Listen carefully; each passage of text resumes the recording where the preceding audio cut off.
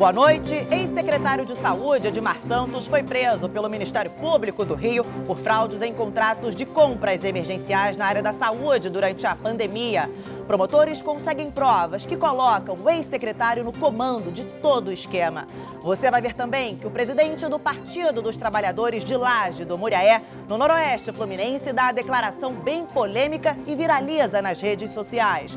E morreu nesta tarde num acidente de carro o político e ambientalista Alfredo Sirquis, de 69 anos. Mas também tem notícia boa, hoje é dia da pizza e, claro, vamos deixar você com água na boca. Tudo isso e muito mais aqui no Jornal do Rio, que volta em 30 segundos e eu te espero, hein?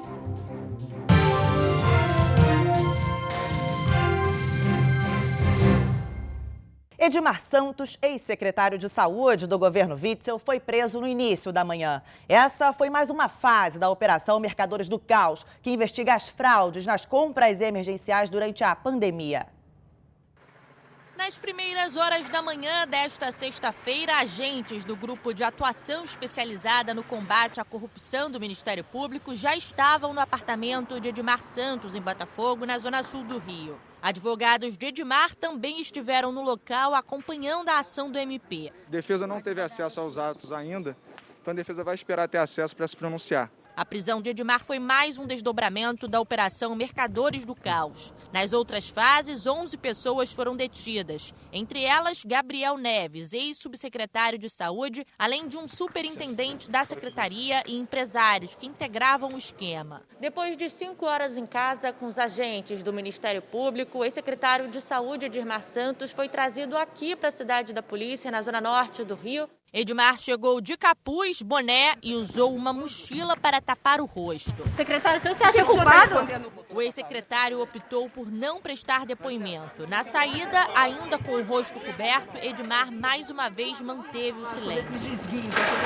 Da cidade da polícia, ele foi encaminhado ao Instituto Médico Legal para realizar o exame de corpo de delito. Por ser policial militar da ativa, Edmar ficará preso na unidade prisional da PM em Niterói. O ex-secretário vai responder pelos crimes de organização criminosa e peculato, que é o desvio de recursos públicos. Durante a operação, o mandado de busca e apreensão também foi cumprido na casa de Edmar, em Itaipava, na região serrana. A Justiça ainda determinou o bloqueio de bens do ex-secretário no valor de cerca de 37 milhões de reais, equivalente aos recursos públicos desviados em 3 contratos fraudados para a compra de respiradores.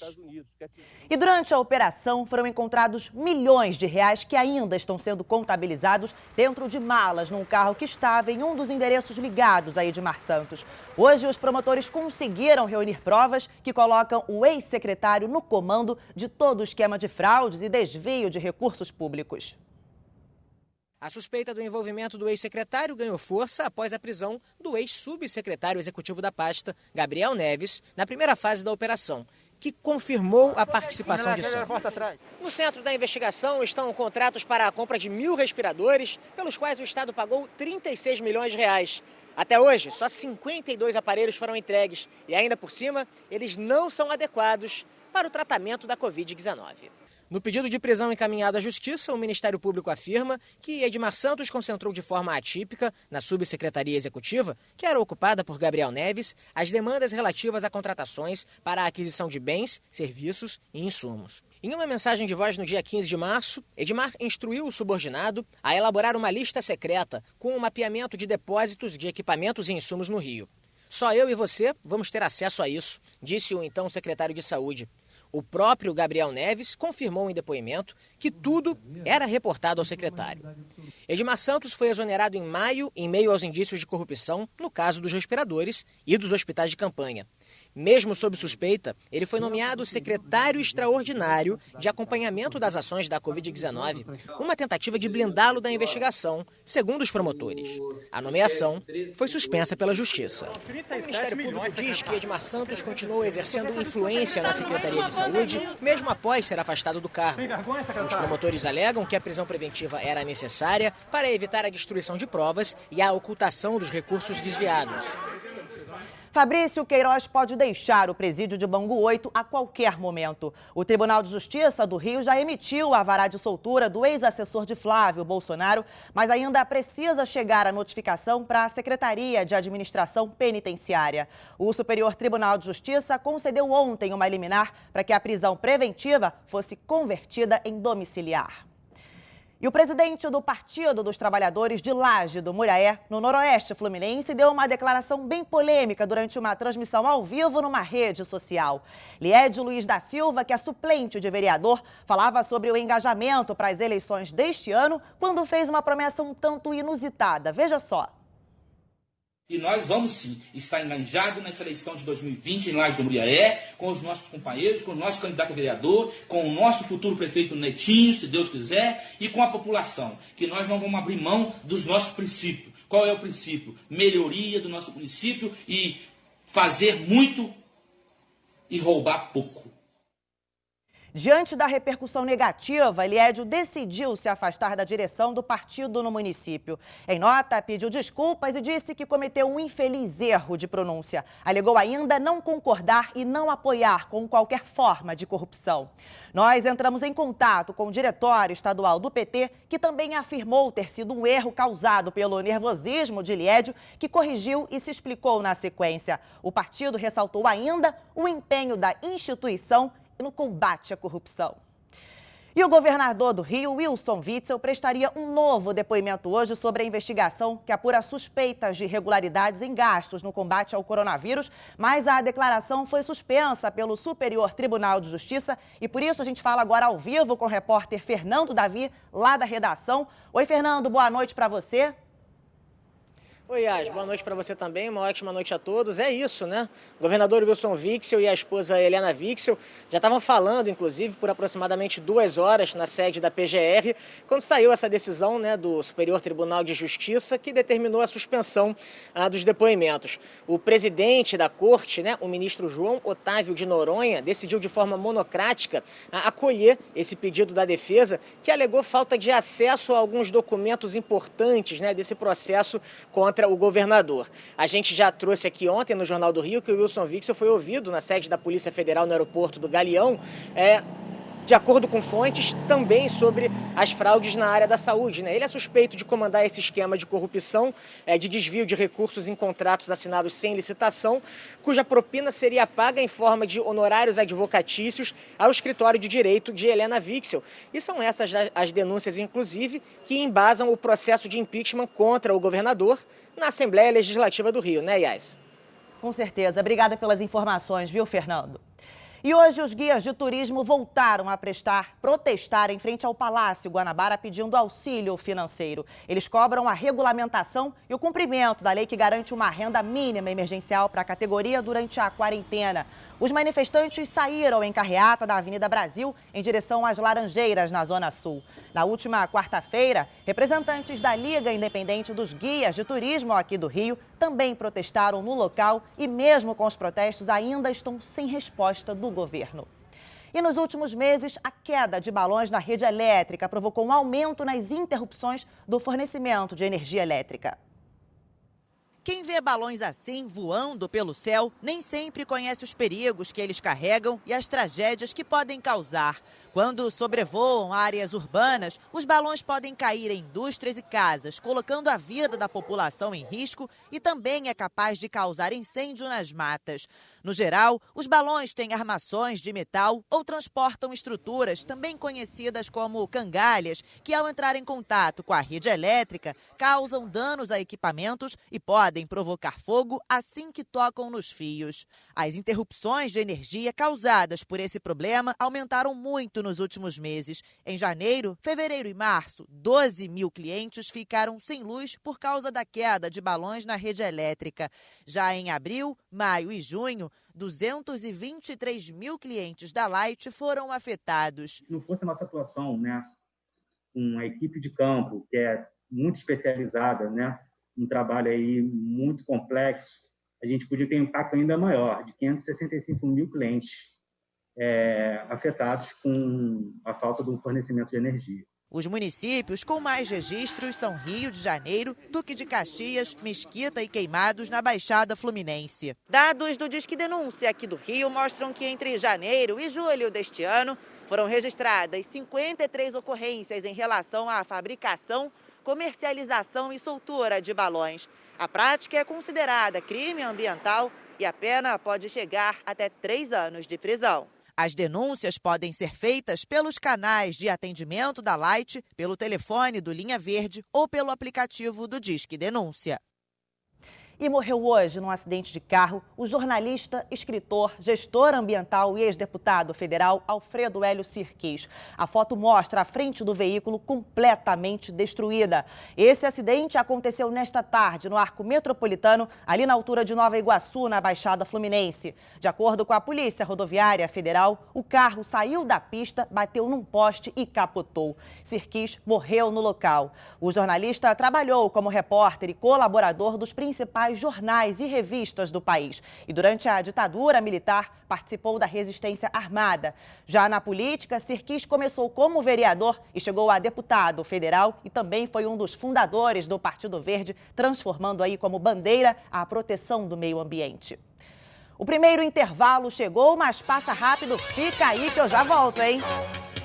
O capitão da Polícia Militar, Leonardo Magalhães Gomes da Silva, apontado como chefe de uma milícia que atua na zona oeste da cidade, se entregou na noite desta quinta-feira. Nós exibimos ontem aqui no Jornal do Rio uma reportagem sobre a operação da Polícia Civil, que tinha o capitão Léo como um dos alvos de mandados de prisão. Leonardo foi encaminhado ao Batalhão Especial Prisional da PM em Niterói, onde ficará preso. E a Delegacia de Descobertas de Paradeiros concluiu a investigação de 2 casos e, em ambos, o desfecho foi o mesmo: homicídios. Wendley Thiago Ferreira da Cruz, conhecido como Pica-Pau, de 22 anos, foi preso na Barra da Tijuca, zona oeste do Rio. Ele é acusado de matar e ocultar o corpo do auxiliar de pedreiro Rodrigo Nunes Freire, de 39 anos. O caso aconteceu em abril de 2018. A vítima teria se envolvido em uma confusão com traficantes de drogas. Rodrigo foi espancado e morto a pedradas por Wendley. E o próprio Pica-Pau é quem leva o corpo dele para a Lagoa da Barra da Tijuca. Até hoje nós não localizamos os restos mortais do Rodrigo, nós acreditamos que o corpo jogado na água ele submergiu, porque todos submergem e tem emergido em alto mar. Também foi concluída a investigação sobre o desaparecimento do advogado Edson José Drummond Santana. No dia 31 de janeiro deste ano, ele saiu do seu escritório na Penha, na Zona Norte, alegando que ia sacar dinheiro e não foi mais visto. Edson era advogado de Vitor Santos, conhecido como Vitinho, de Cabo Frio, chefe do tráfico da comunidade do lixo em Cabo Frio, na região dos Lagos, e responsável pelo crime. A vítima foi morta por Vitinho na favela Nova Holanda por uma desavença sobre valores do pagamento. O acusado segue foragido. E a partir de hoje, clubes e feiras de artesanatos estão autorizados a reabrir aqui no Rio. Poder trocar a plaquinha da entrada do estúdio foi um alívio, mas as aulas de pilates neste clube desportivo em Laranjeiras, na zona sul do Rio, sofreram algumas mudanças.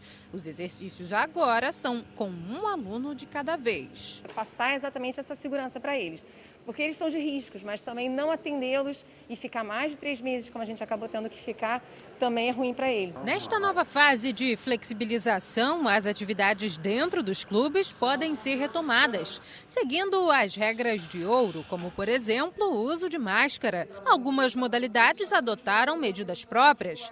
No judô e no jiu-jitsu, o não uso do kimono foi liberado e o contato físico entre alunos está proibido. A gente consegue aplicar um monte de exercícios que são de origem pedagógica, mas que nesse momento a gente não está promovendo ainda o contato físico. Outras atividades liberadas pelo decreto vão voltar na semana que vem. É o caso da natação. Por enquanto, apenas quem já sabe nadar poderá cair na piscina. Crianças muito pequenas e idosos ainda não estão permitidos aqui. O pessoal pode voltar, que a gente vai poder atender com tranquilidade, de forma bem mais devagar do que a gente queria, mas obviamente com muita responsabilidade para poder dar tranquilidade para os sócios. O decreto também liberou a volta das tradicionais feiras de artesanato. A Vilma organiza a que acontece na Rua da Quitanda, no centro do Rio. Nós estamos bem otimistas, apesar de toda essa precaução, né? E a pandemia já afeta mais uma concessionária de transporte. Com perdas de 100 milhões de reais, a empresa que administra o BRT aqui do Rio pediu socorro financeiro para não paralisar as atividades. A demanda chegou a ter 75% de redução e, sem verba, a concessionária ameaça parar já em agosto. E foi publicada hoje no Diário Oficial uma lei que regulamenta procedimentos que deverão ser adotados em casos de morte ou lesão corporal cometidos por policiais durante operações. O texto reforça o pedido de perícia, estabelece critérios para reduzir mortes e pede o afastamento do agente envolvido em mais de um caso. Além de garantir o socorro às vítimas por órgãos como o Corpo de Bombeiros ou SAMU. E reforça ainda que apenas em casos excepcionais devem ser feitos por policiais civis ou militares. E hoje é dia da pizza e, claro, a gente vai deixar você com água na boca. Ou melhor, a gente não, a Marcele Setúbal, que está dentro de uma pizzaria e traz agora essa delícia pra gente. Oi, Marcele, boa noite pra você. Me conta, as pizzarias aí estão fazendo promoções, é isso mesmo?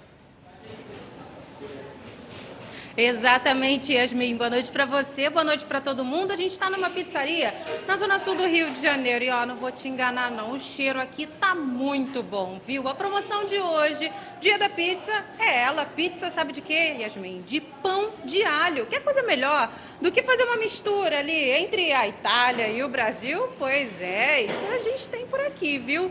E olha, nesse período de pandemia, somente nesta rede de pizzarias aqui no Rio de Janeiro, em todo o país, vendeu cerca de 3 milhões de pizzas. E a gente, inclusive, está aqui com o Edwin Júnior, ele que vai contar um pouquinho pra gente sobre esse sucesso das pizzas nesse período de isolamento social. Virou queridinho, né, dos brasileiros. Já era queridinho ainda.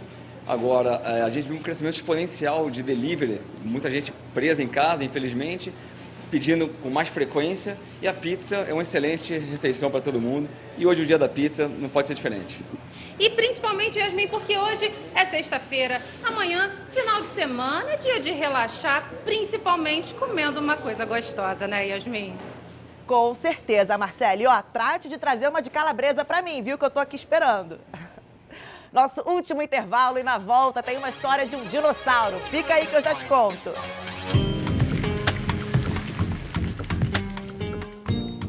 Hora de conferir a previsão do tempo e quem conta pra gente como fica o fim de semana é a Desirê Brant da Somar Meteorologia. Oi, Desirê, boa noite pra você.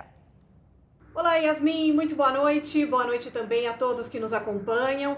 A semana termina ainda com tempo nublado ao longo da faixa leste do sudeste, isso inclui ainda o Rio de Janeiro, com um pouquinho de chuva e tudo isso por causa de uma frente fria que é bem fraca e é bem rápida. Tanto é que no fim de semana o sistema vai embora, o sol volta a aparecer e volta a esquentar, a fazer calor mesmo durante as tardes em pleno inverno. Agora vamos às temperaturas. O sábado no Rio de Janeiro terá sol entre poucas nuvens e a temperatura máxima já deve chegar aos 29 graus. No domingo o tempo fica mais aberto e mais quente, com máxima de 30 graus. E a semana que vem ainda vai começar com sol e calor no Rio de Janeiro em pleno inverno. É, gente, vai dar sol, mas ainda sabemos que não está permitido aí pegar sol nas areias, então vamos esperar aí essas medidas, né, de isolamento social, essa fase passar, para sim a gente poder voltar aí a aproveitar aos poucos esse sol do fim de semana. E olha só o que aconteceu nessa madrugada no Meier, na zona norte do Rio. Várias motos fazendo uma barulheira em uma das principais ruas ali do bairro. O local ainda fica próximo de um hospital particular que fica ali na região. Esses é um dos chamados rolezinhos que tem acontecido em vários bairros da cidade e tirado o sono de muita gente. É um verdadeiro absurdo, lamentável isso tudo. E olha só, o incêndio do Museu Nacional quase impossibilitou a descoberta de uma nova espécie de dinossauro. A sorte é que o fóssil que estava sendo estudado ficou protegido no prédio anexo, não foi afetado pelo fogo. Hoje esse bichano que andou por terras brasileiras ganhou nome e sobrenome, olha só. Ele viveu há cerca de 110, 115 milhões de anos, numa época em que o Brasil e a África ainda não eram separados pelo oceano. Conheço o Aratasaurus Museu Nacionale, um primo menor do Tiranossauro Rex, que chegava a 3 metros de comprimento e era habitante do sul do Ceará, na região do Cariri. O fóssil foi encontrado em 2008 por trabalhadores de uma mina de gipsita, material usado na fabricação de gesso.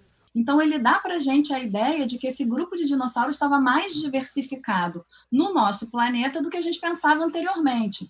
Então isso ajuda a gente a entender a distribuição dos dinossauros no planeta como um todo, né? Esse achado daqui do Nordeste. Então ele vai impactar no que a gente conhece no universo dos dinossauros no mundo inteiro. Foram 10 anos de pesquisas até a conclusão de que se tratava de uma nova espécie, numa parceria entre o Museu Nacional da UFRJ e as Universidades Federal de Pernambuco e Regional do Cariri. Mas quando os cientistas estavam terminando o estudo, o trabalho quase virou pó. Quando o incêndio destruiu o Museu Nacional em setembro de 2018, o fóssil, que é muito frágil, estava aqui. Só que felizmente não no prédio principal, mas num laboratório anexo que foi poupado pelas chamas. Por isso o nome é uma homenagem à instituição que, mesmo depois da tragédia, não interrompeu as pesquisas. Aratasaurus Museu Nacionale. A descoberta acaba de ser publicada na Scientific Reports da Nature, uma das revistas científicas mais importantes do mundo. O que é Ata? Ata é fogo. O dinossauro nascido do fogo, em homenagem ao Museu Nacional ou do Museu Nacional. O Jornal do Rio termina aqui e um ótimo fim de semana para você.